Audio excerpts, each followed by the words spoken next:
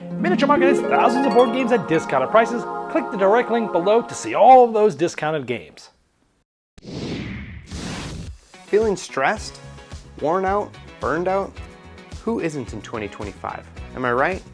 Sounds like you need a vacation. And not just any vacation, a luxury, all-inclusive cruise. All-you-can-eat buffets, cheesy entertainment, maybe even a massage from a robot. Now imagine that cruise isn't in the Caribbean, but in orbit. It's like the love child of SpaceX and Carnival Cruise Lines. That's the pitch behind Galactic Cruise, and it sounds pretty out of this world. Designed by TK King, Dennis Northcott, and Colton Thompson, Galactic Cruise is a deeply thematic worker placement game that blends Star Trek and Titanic, minus the whole sinking thing. It plays 1 to 4 players and takes around 2.5 to 3.5 hours. Let me show you how it works at the table, and then I'll meet you back here for some final thoughts.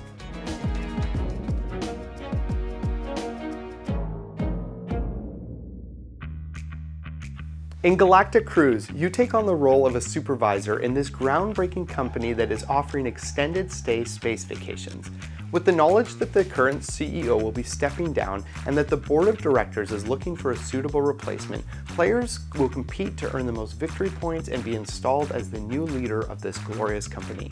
A game plays over 3 years, each of which concludes with an annual general meeting where the board will assess the performance of their supervisors.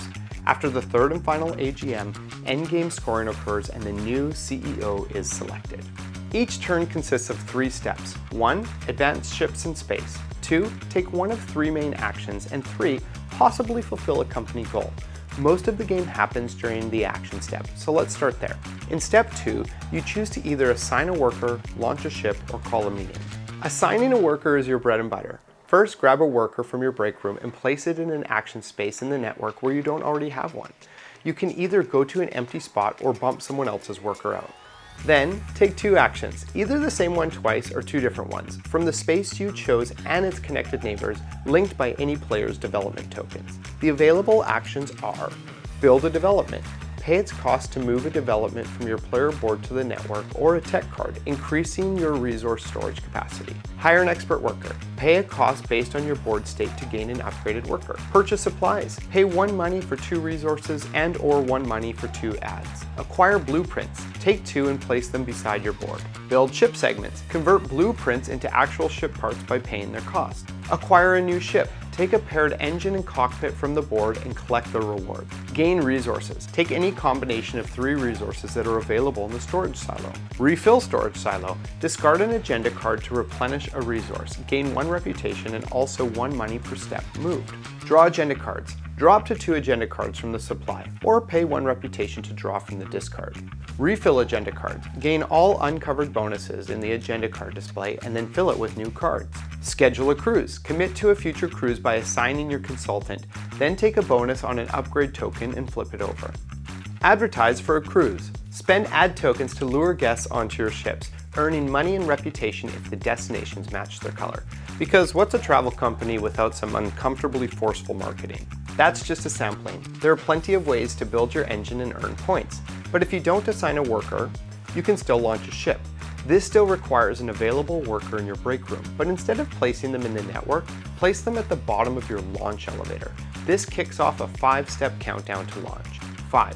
Attach your scheduled cruise to a ship and load guests into cabins. 4. Place a progress cube on the progress track. 3. Pay food for guests, oxygen for ship segments, and fuel based on the cruise. I guess even in space, someone still has to foot the gas bill. 2. Score points based on cockpit goals. Flip the cockpit if it's your first launch. 1. Place your flipped upgrade token on your engine and send your worker to the cockpit to pilot this exciting space adventure. Your third and final option is to call a meeting. Recall all workers, except pilots, to your break room. Each returning worker gives you a funding bonus. These are triggered anytime a worker covers this icon.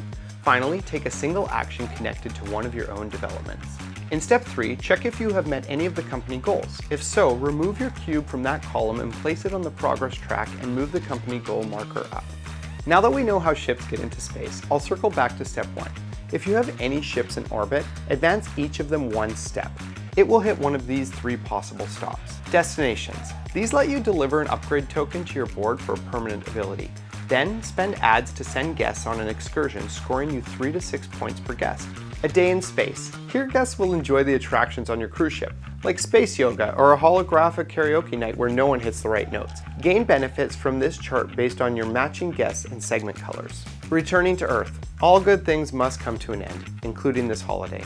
Return guests and the cruise tile to the supply and send your pilot back to the break room. Each year ends when the progress track is full. Hold an AGM and score points equal to your visible wings multiplied by your cubes on the track. After the third progress track is full, the game end is triggered. Everyone recalls their workers, except pilots, takes one final turn, and ships advance once more before final scoring. In final scoring, you'll earn points for a final AGM, every 3 leftover resources, money, ads, blueprints, and agendas, your position on the reputation track, the point value of each of your ship segments, fully developed columns on your board, and the criteria listed on each of your cockpits. Lose 5 points for each unflipped cockpit. The player with the most points wins and enters into the next level of the corporate grind as the CEO of the now world-renowned corporation, Galactic Cruise. The other players? Well, I guess we'll be merciful and let you keep your roles as supervisors, although you're lucky we don't demote you to Galactic Janitors, where you'll spend the rest of your workdays sweeping up moon dust. So, is Galactic Cruise the next giant leap for board game kind, or a cosmic misfire that'll crash and burn on re-entry? It's time for a little onboard debrief. Here are some pros and cons. Pros. First, incredible thematic integration. This is a tremendously clever and fresh theme with mechanisms that are so beautifully woven into it that reinforce the fantasy of running a luxury space cruise. From feeding guests to scheduling excursions and launching ships, amazing. Second, the unique blend of mechanics. You've got traditional worker placement, spatial planning, resource management, and multi-step launch sequences. Even the double action twist is just fantastic. And third, consistently meaningful turns. Nearly every action feels satisfying, especially when layered with agenda cards. Even calling a meeting, which is usually a buzzkill in other games, can lead to some pretty cool combos. Cons. First, the learning curve in this game is steep. The iconography and player aids are amazingly well done, and everything is intuitive once you know it, but the teach is still long. I don't mind that, but I know some folks will. Also, the AGMs just aren't quite as exciting as I had hoped. I mean, I guess that's also just AGMs in real life. This is a nitpicky con, but I find them to be a bit anticlimactic, especially compared to how dynamic the rest of the game is. Now, hopefully that breakdown helps you decide if Galactic Cruise belongs on your table. But real talk, this is now one of my absolute favorite games ever, period. It nails so much. The production is unbelievable, with thoughtful touches everywhere. The components are gorgeous, and the rulebook is perfect.